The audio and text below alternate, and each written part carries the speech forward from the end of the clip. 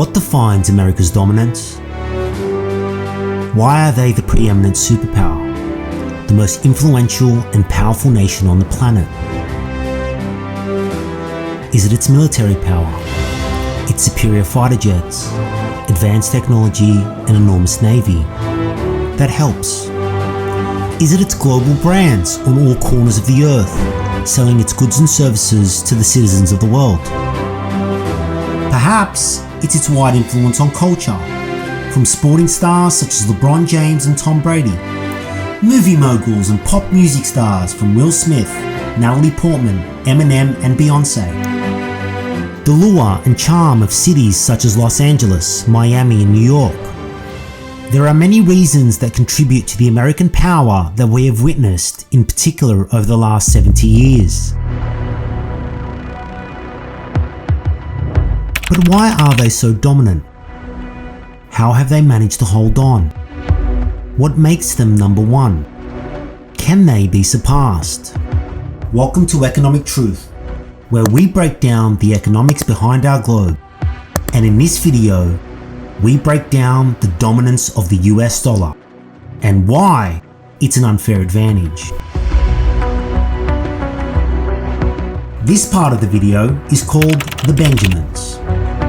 This is the US $100 note, sometimes referred to as the C note, with the C referencing the Roman number for 100, otherwise known as the Benjamins, in reference to Benjamin Franklin, who is on the note.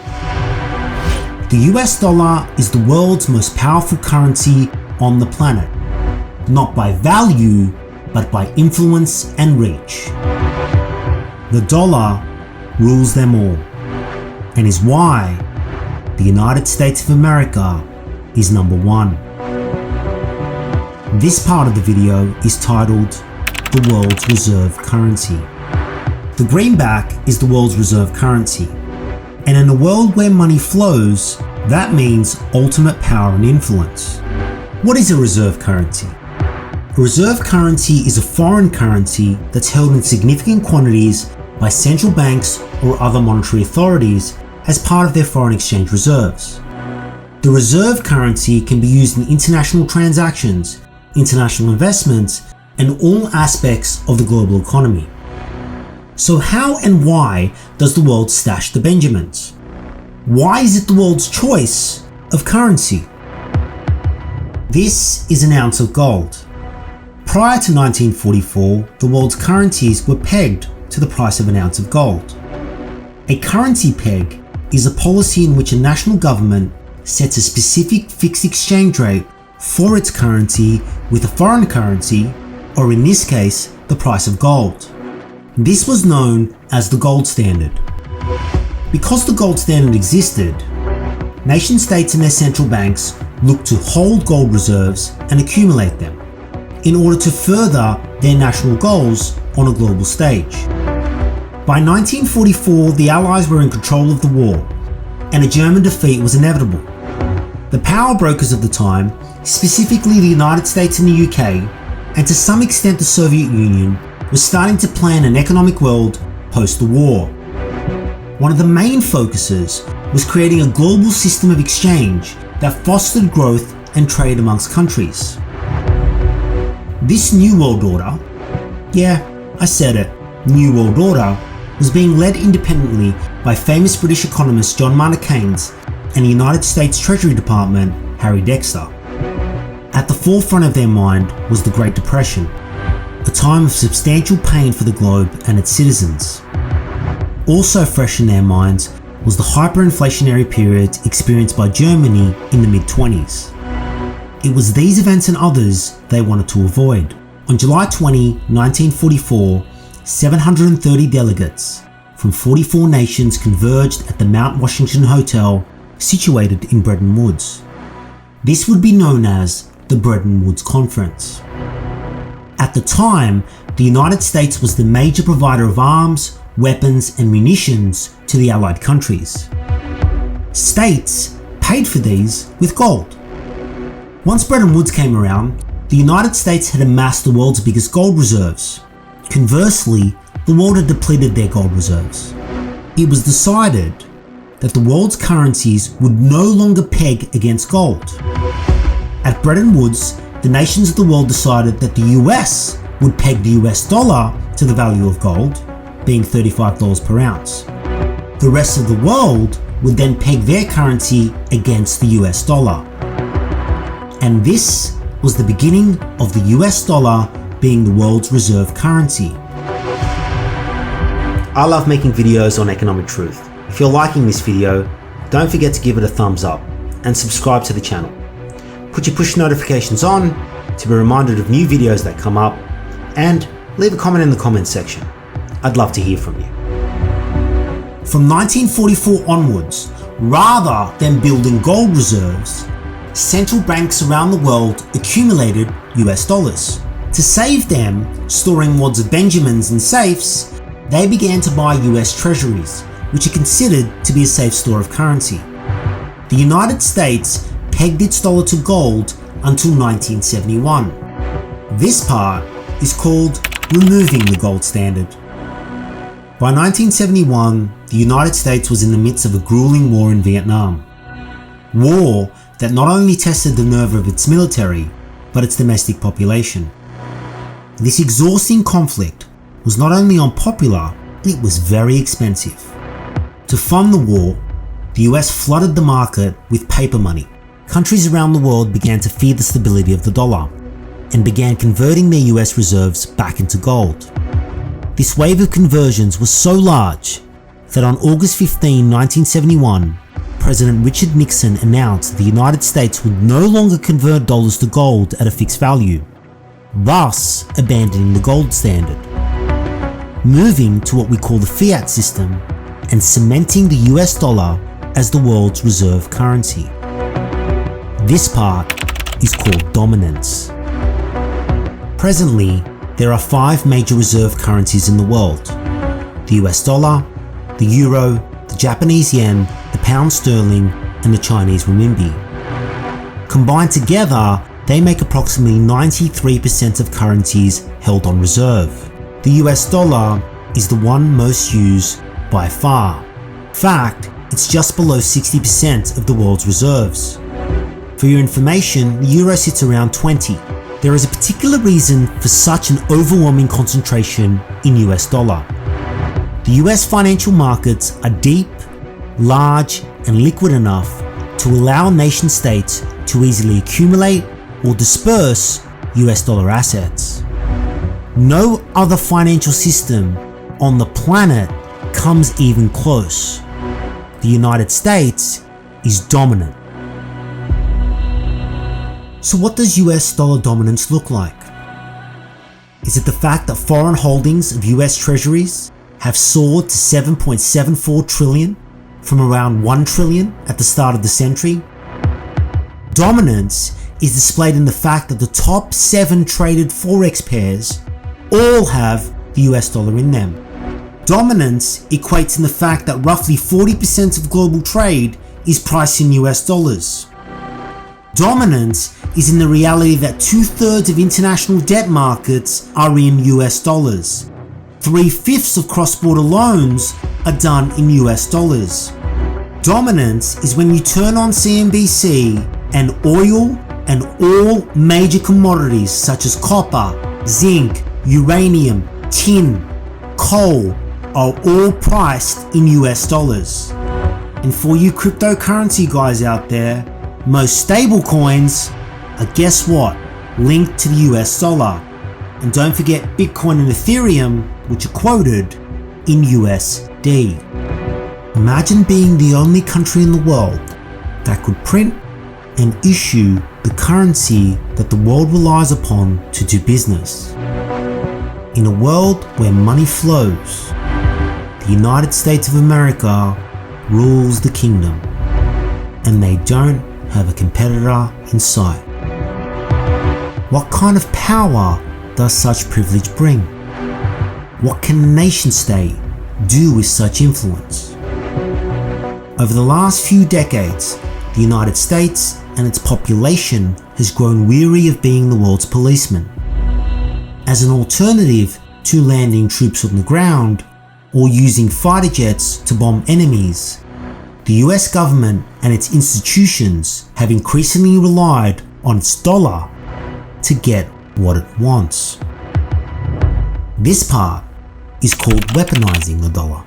Weaponizing the dollar refers to the US government's exploitation of its currency's global dominance to extend extraterritorial reach of US law and policy beyond its 52 states.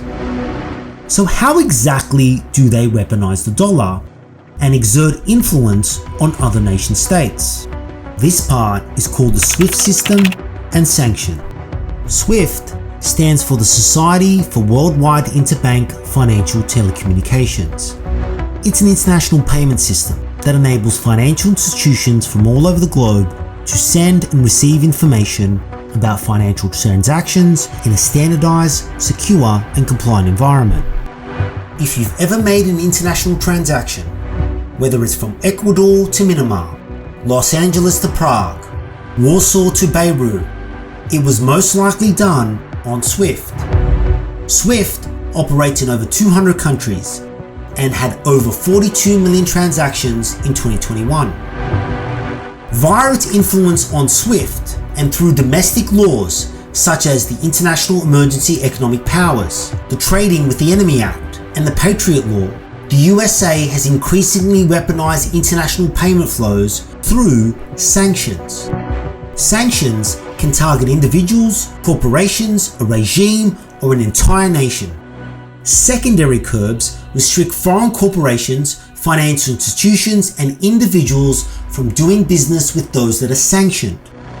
Examples of this are in 2018, when America's Treasury imposed legal measures to prevent Russian aluminium firm Russo from accessing the dollar-centric market. BNP Paribas paid $9 billion in fines and was suspended from dollar clearing for 1 year for violating sanctions against Iran, Cuba, and Sudan. The likes of HSBC Holdings, Standard Chartered, Commerzbank have all paid large fines for similar breaches. After Russia's invasion of Ukraine, Russian financial institutions were immediately cut off from the US dollar system, which saw the Russian ruble plunge. Take a look at the following images, and you will see the United States are increasingly relying on weaponization of the dollar and the SWIFT system to get what it wants. This is dollar dominance, and it's an unfair advantage. See, US banks and the dollar are central to the global financial system. Payments flowing through a US bank or any transaction in US dollars provides a necessary nexus for the US to prosecute the offender or act against its American assets. The next part is called watershed moments. 2012 was a watershed moment in the dominance of the dollar. In response to Iran's nuclear activities, the US government, via SWIFT and its reach, weaponized its dollar. It convinced SWIFT to cut Iranian banks out of the US dollar denominated system. The US froze all property of the Central Bank of Iran and other Iranian financial institutions, as well as that of the Iranian government within the United States and other friendly states. By cutting Iranian banks out of the international payment system, they created an immediate shortage of US dollars within the Iranian economy. The Iranian rial subsequently lost nearly 50% of its value, and hyperinflation was rampant within Iran. Some analysts say they sent the Iranian economy back 10 years. What was more remarkable is that the US had crushed the Iranian economy within 3 weeks. This was an unprecedented move by the USA and was met with shock and certain amounts of pushback from the likes of Europe and China. Dominance. By weaponizing the dollar, they crushed the Iranian economy in the space of 3 weeks. However, the issue with this type of weaponization is that you can only really use it sparingly. The government's most important purpose is to protect and improve the lives of its citizens. Countries around the world began to realize that the weaponization of the dollar would crush them also. This was unacceptable. From that point onward, the world, led by China and Russia, began to accelerate moves to remove their dependency on the US dollar system. This part is called De-Dollarization. De-Dollarization is the process of substituting US dollar as the currency used for trading oil and other commodities. National currency swaps and bank-to-bank payments outside of the Swiss system, as well as the use of digital currencies, have all been growing. Bilateral agreements have flourished over the last decade, where nations have attempted to remove their dependency on the US dollar in order to trade. Europe, a long ally of the US, established Instinex, a European special purpose vehicle to facilitate non-USD and non-SWIFT transactions with Iran to avoid breaking US sanctions. India's Reserve Bank has allowed the rupee to be used in international trade settlements, in moves generally seen as assisting its trade with Russia and avoiding the SWIFT system. Russia for years has hoarded gold as its reserves in attempt to de-dollarize, a move made by nation states such as Israel, Poland, Mexico and Pakistan, just to name a few. However, China has made the most profound and consequential moves in an attempt to de-dollarize. Since 2011, China has gradually shifted from trade in US dollars in favor of trade in the yuan. In 2013, they signed an agreement with Australia, a major trading partner, to trade in national currencies. In that same year, they signed an agreement with Brazil to trade in national currencies for certain commodities. Since then, it's made agreements with Russia, Japan, and Iran, just to name a few. It had been reported that in the first quarter of 2020, the share of dollar in bilateral trade between China and Russia fell below 50% for the first time in history. In 2015, China launched CIPS, a payment system that offers clearing and settlement services for its participants in cross-border renminbi, an alternative to the Swiss system. Since March 2018, China started buying oil in gold-backed yuan.